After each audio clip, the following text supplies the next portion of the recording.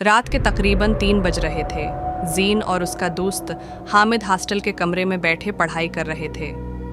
कमरा छोटा सा था, एक बल्ब मध्यम रोशनी दे रहा था। खिड़की के बाहर बारिश हो रही थी और टुप टुप की आवाज़ कमरे में गूंज रही थी। जीन ने किताब से नज़र उठाई और कहा, यार ये खिड़की बंद तो है ना? हवा कहाँ से आ रही है? हामिद ने पलट कर देखा।